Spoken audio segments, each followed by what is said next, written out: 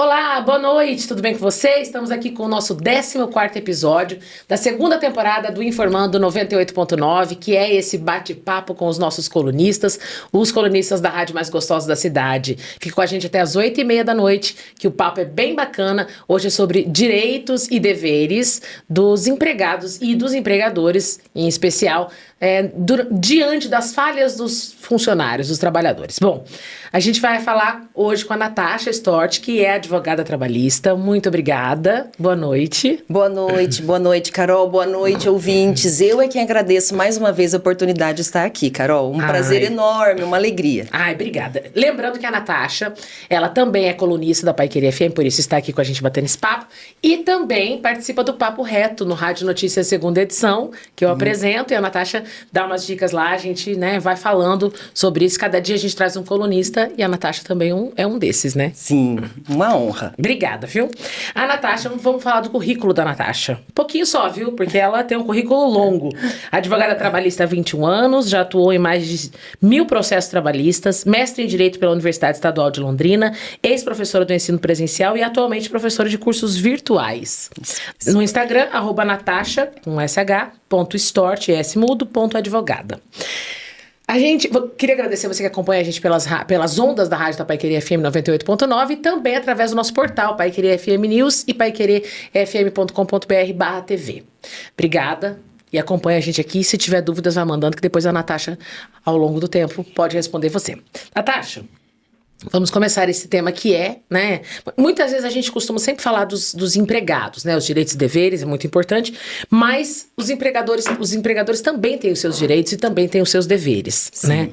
E acredito que isso seja um assunto que, para você, seja latente, né? Porque diante das falhas dos empregados, qual é o direito do empregador? Sim. Né? Existe muito mais divulgação, a gente percebe de um modo geral, em relação aos direitos dos empregados, Carol.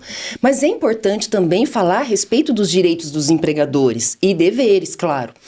Até porque os dois lados desse contrato, dessa relação, tem que ter informação, tem que ter conhecimento para poder tomar as decisões da melhor maneira possível. Então, nosso compromisso é sempre de divulgar uma informação imparcial para que tanto o empregado quanto o empregador tomem decisões conscientes, né? Consigam estar melhor nessa relação, mais conscientes dos seus direitos e deveres. Então, também é importante falar dos direitos dos empregadores, né? E aí, tanto para o empregador doméstico, como para o empregador empresa.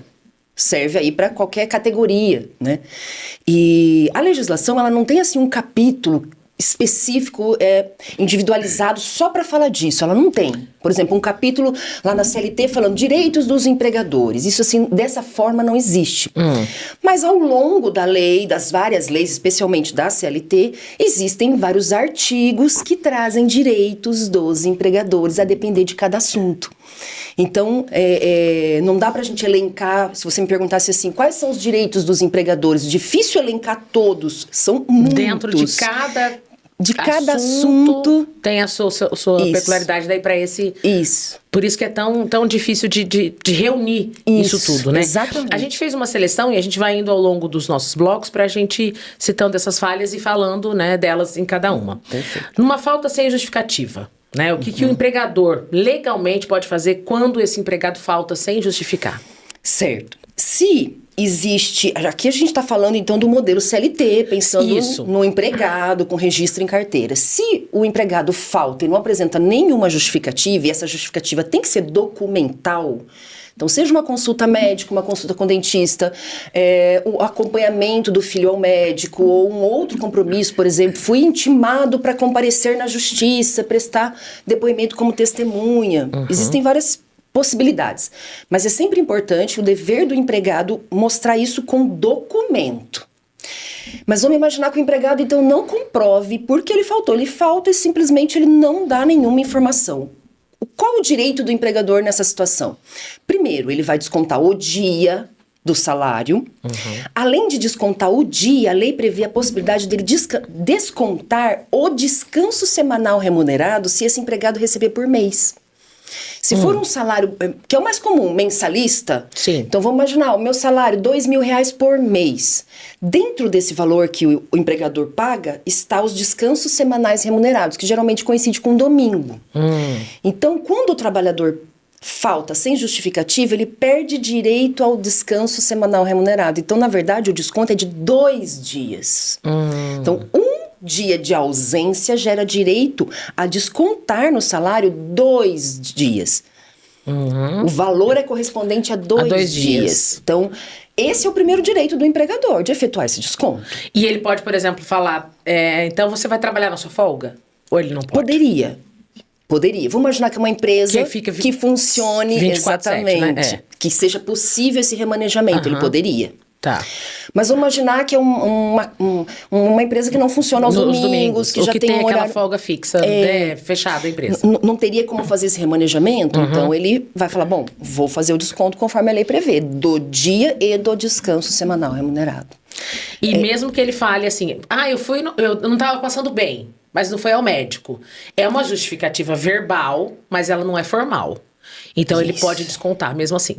Poderia.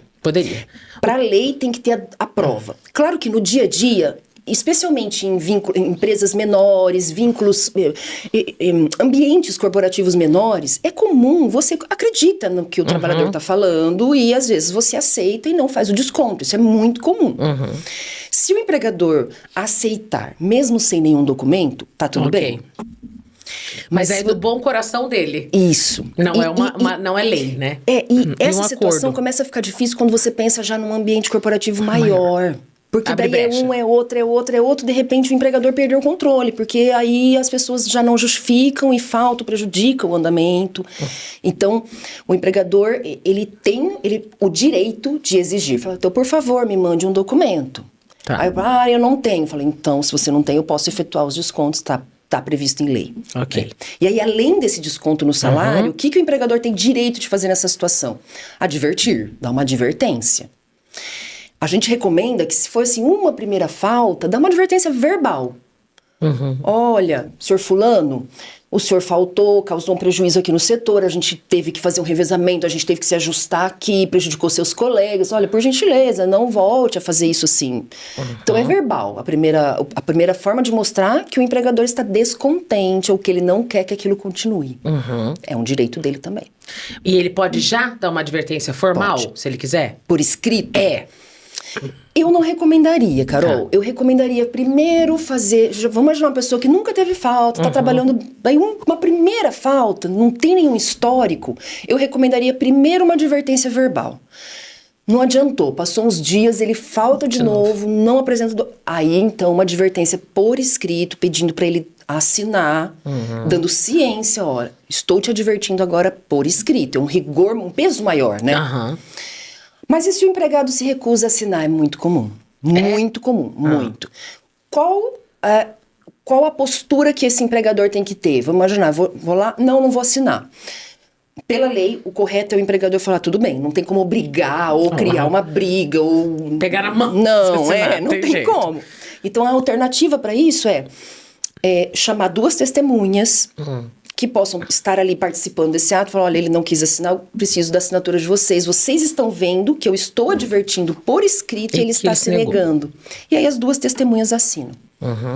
Assim vai ser válida essa advertência. Porque não há uma obrigatoriedade da concordância do trabalhador, da trabalhadora. Se tiverem ali as testemunhas. Assistirem as testemunhas. Sim. Tá. É um direito do empregador, ainda que o trabalhador não concorde.